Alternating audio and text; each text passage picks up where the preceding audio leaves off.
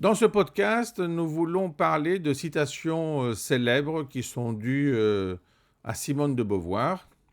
Tout le monde connaît "On ne naît pas femme, on le devient", mais c'est intéressant de voir qu'il y a d'autres citations qui sont peut-être moins connues, mais qui sont quand même intéressantes.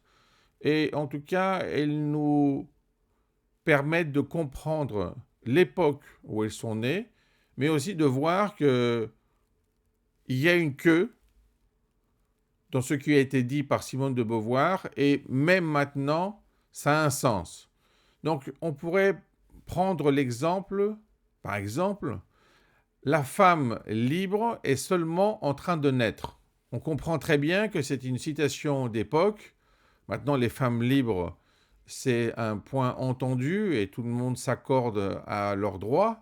À son époque, c'était beaucoup plus difficile et évidemment, elles n'avaient pas tous les droits qu'elles ont à l'heure actuelle, même s'il faut encore se battre pour d'autres droits.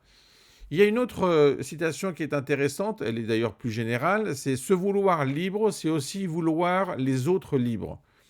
On peut la généraliser sur l'ensemble des femmes, mais aussi sur l'ensemble de l'humanité, parce que souvent, en fait, quand on parle de liberté, on ne se rend pas compte qu'on doit parler aussi de libération des autres. Si on est libre, nous, et les autres ne sont pas libres, cela n'a pas de sens.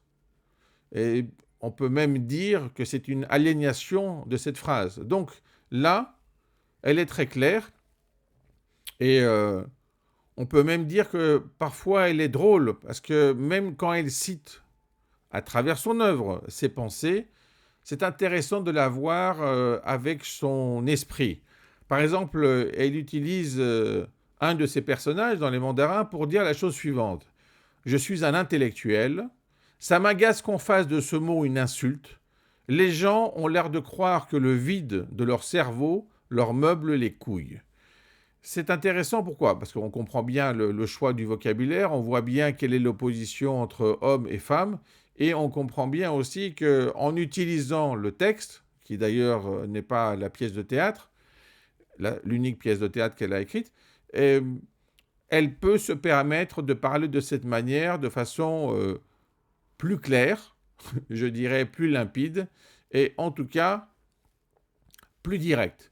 Alors si on voit cette idée, c'est intéressant aussi de reprendre le contexte des femmes, de voir par exemple quand elle dit "Jusqu'ici, les possibilités de la femme ont été étouffées et perdues pour l'humanité, et il est grand temps dans son intérêt, et dans celui de tous, qu'on lui laisse enfin courir toutes ses chances." C'est intéressant, pourquoi? Parce que on voit bien ce qui s'est passé dans le passé, on voit bien où elle veut en venir, Simone de Beauvoir, et en même temps, elle montre bien que laisser aux femmes la possibilité de courir toutes leurs chances, c'est une manière d'aider l'humanité elle-même, et pas simplement les femmes.